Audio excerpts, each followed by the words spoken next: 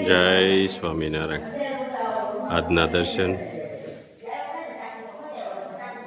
જય ગણપતિ દાદા જય કષ્ટભંજન દેવ ગુડ મોર્નિંગ ગુલાબભાઈ જય સ્વામિનારાયણ ગુડ મોર્નિંગ જય સ્વામિનારાયણ જય શ્રી રામ જય શ્રી કૃષ્ણ જય માતાજી નમઃ પાર્વતી પતિ હર હર મહાદેવ સિદ્ધેશ્વર મહાદેવની જય જય સ્વામિનારાયણ જો મસ્ત રીંગણા મનુભાઈ અને આખું મંડળ હિંમતભાઈ ને બધા અહીંયા બલભાઈ મજા આવે છે ને રીંગણામાં તો વાંધો નહીં હાલો હવે હું સેવામાં બેહું છું અને મને જંતીભાઈ પાસે ફાવે રીંગણા અત્યારમાં સવારના પોરમાં 6 વાગ્યાના તળવાના છે તળી ઘીમાં તળીને 12 મણ ઘીનો વઘાર નથી થતો સ્વામી એ આ તળીને બનાવવાના છે 7 મણ રીંગણા વ્યવસ્થિત ટોપ નિરાજે તળીને મસ્ત શાક બનાવવાનું છે કાયમથી સ્વામિનારાયણ મંદિરમાં મદદ કરવા છે સેવા કરે છે ઉત્સવ હોય શૈલેષ બધા ફોન કરો રાત્રે 12 વાગે ફોન કરો શૈલેષ હાજર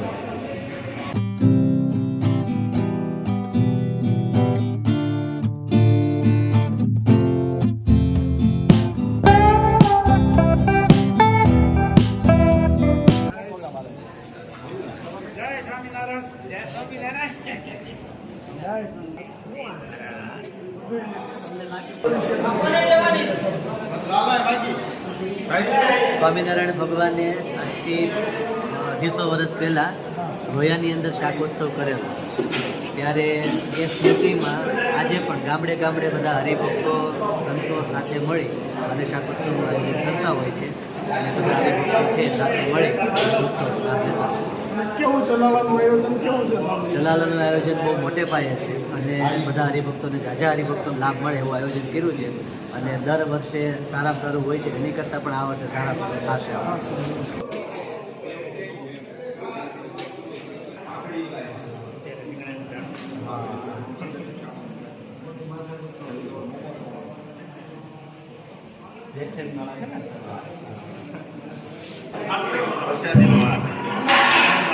આપણા દાદા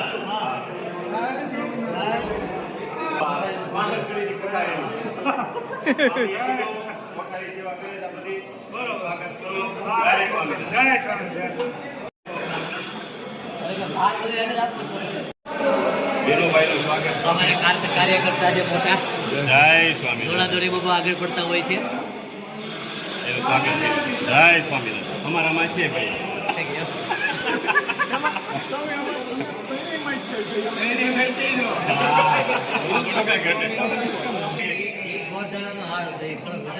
જો નરેશભાઈની અવરોધ સેવા છે મંદિરની અંદર અમે હાર કરાવીને એનું સન્માન કર્યું અને સ્વામીની હાજરીમાં હવે મરચાનું ઝીણું કટિંગ કરવાનું છે મશીનમાં સીધું આગળ ભરાઈ જાય એટલે રેડી પછી બાપા રેડી હો ભાઈ હા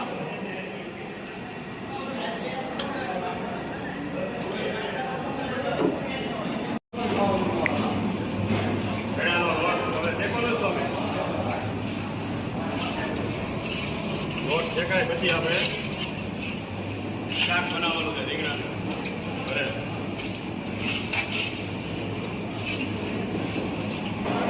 હાલો રીંગણા તળાઈ રહ્યા છે હવે હા તળાઈને રેડી થઈ ગયા છે સ્વામિનારાયણ ભાઈ આવો આવો હા ભાઈ જય સ્વામિનારાયણ સર્વને ભૂતપને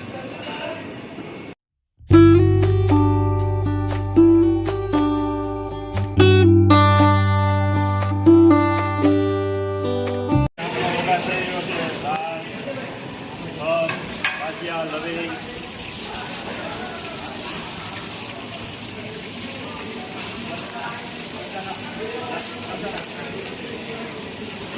મરચા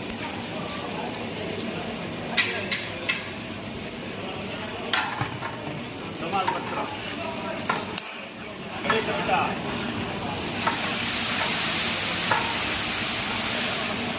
લીલા મરચા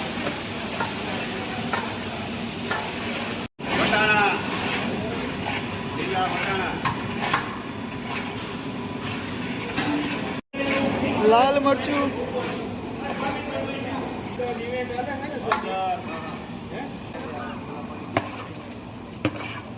કોપરાનું છેડ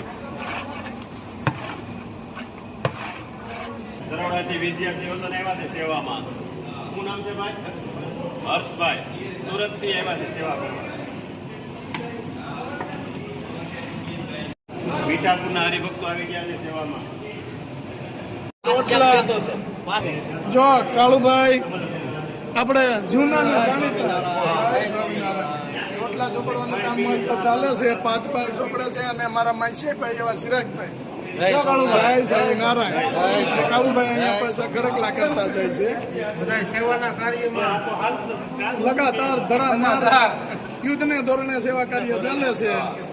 કાપાર જોઈ લો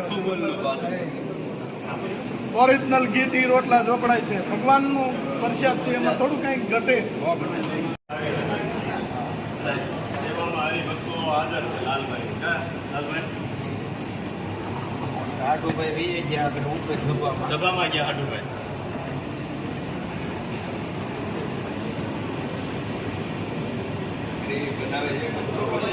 એમાં થોડું કઈ ઘટે હા ભગવાનનો પ્રસાદ છે.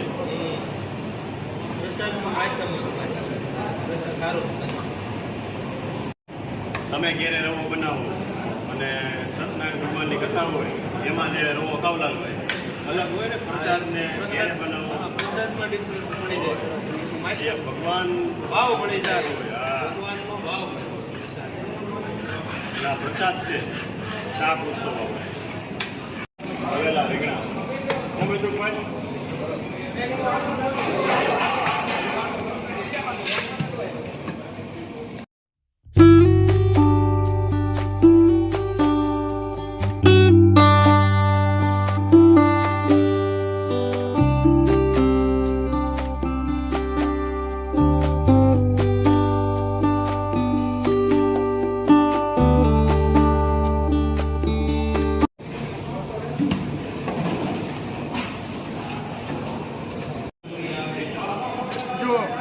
આપણે મંદિરનો થાળ આવી ગયો છે અને આપણે દાન મહારાજની જગ્યાનો થાળ કે આજ આપણે ચાકુસવથી દાન મહારાજની જગ્યામાં અહીંથી થાળ જશે અને આ આપણે મંદિરના ઠાકોરજીનો થાળ છે.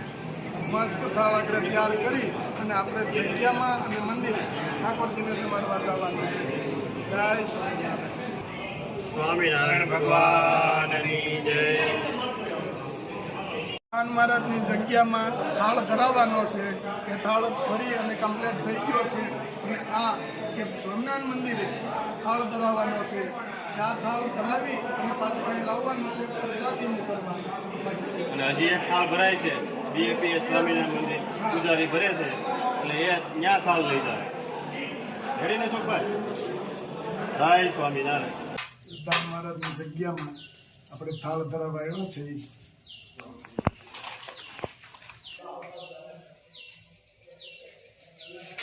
આપણને સૌ ભક્તોને સ્વામિનારાયણ ભગવાને ત્રીજા વચનામૃતમાં એવું કીધું કે અમે જે કાંઈ લીલાઓ કરીએ છીએ, ઉત્સવ સમૈયાઓ કરીએ છીએ, સાધુ સંતો હરિભક્તો બ્રહ્મચારીઓને ભેગા કરીએ છીએ, એમનો હેતુ શું છે? તો કે બધા ભેગા થાય તો એમાં કોઈને સંતો યાદ રહી જાય, કોઈને ભગવાનની એકાદી વાત યાદ રહી જાય, બધા હરિભક્તો ભેગા થયા હોય તો એ યાદ રહી જાય, કોઈને કંઈ ભગવાનના પ્રસાદીનો શાક એમનો સ્વાદ યાદ રહી જાય તો એમના યોગે કરીને એમને ભગવાનની સ્મૃતિ થાય. અને અંતકાળે જો એ ભગવાનની સ્મૃતિ થાય તો એમના જીવનું બહુ મોટું રૂડું થાય. ત્યારે સ્વામિનારાયણ ભગવાને આ ઉત્સવની પરંપરાનો પ્રારંભ કર્યો. એમનો હેતુ તો એક જ કે એના માધ્યમથી ઠાકોરજીની સ્મૃતિ, ભગવાનની સ્મૃતિ થાય. ત્યારે એ પરંપરા પ્રમાણે આજે આપણે આ ચલાલા ગામને આંગણે આવો સુંદર શાકોત્સવ એમનું આયોજન થયું છે. અત્યારે આપણે સભામાં કથા વાર્તાનો પ્રારંભ કરીશું.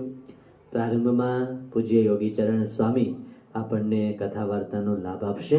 પૂજ્ય યોગીચરણ સ્વામી.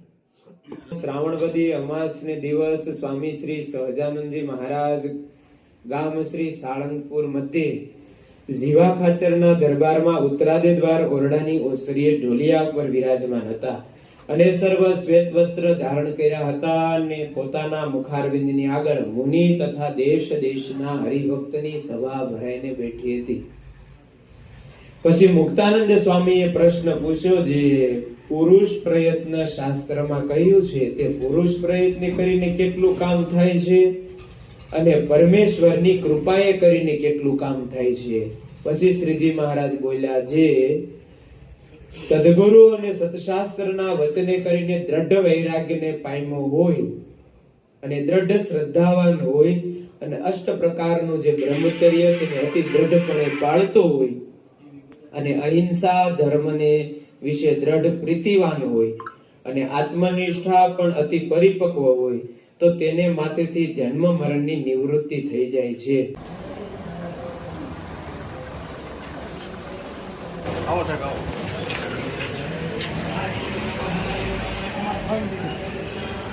આવો આવો ભગીરથ આવો.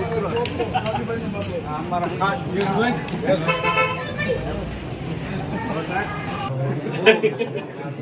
મેન તો એટલા દેસાઈ છે. કોઈ બધી નથી. પોલીસમાં છે પણ સંત છે. પણ હોય અઠવાડિયે 15 દિવસે સ્વામી પલટમાં હોય. આશીર્વાદ હાથ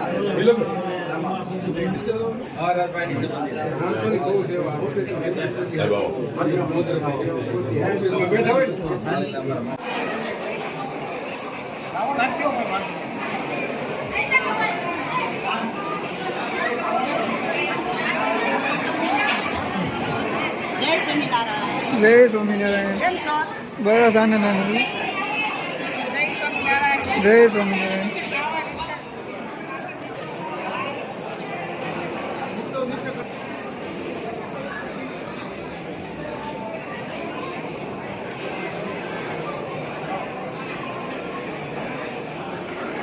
જો ભાભી જમવા બેસી ગયા છે પ્રસાદ લેવા. કેમ બન્યું છે ભાભી?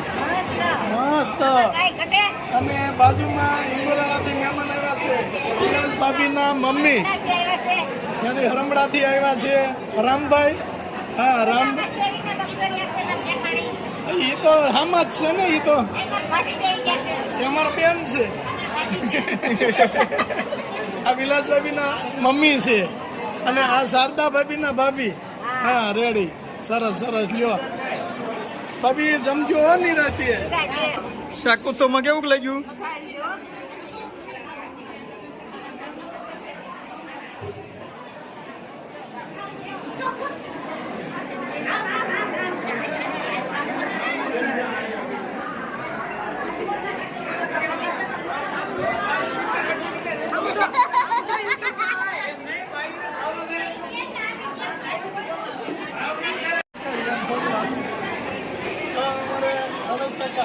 કે અમદાવાદથી શાક ઉત્સવમાં પ્રસાદી લેવા અને શાક ઉત્સવની મોજ કે આનંદ કરવા માટે તે અમદાવાદથી આવ્યા છે. એટલે રમેશ કાકા કેમ છે? રમેશ કાકા કેમ લાગ્યું?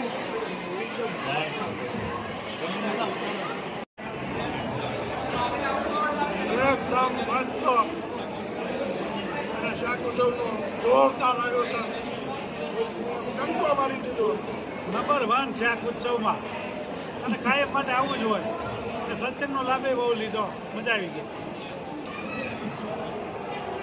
શાક ઉત્સવનો અલગ જ હોય આખો પ્રખ્યાતિ. કેમ હરેશભાઈ? જય સ્વામિનારાયણ. જય નીલા સ્વામિનારાયણ. આવી ગયા હવે પ્રસાદી લેવા. કેક મજા આવી શાક ઉત્સવમાં?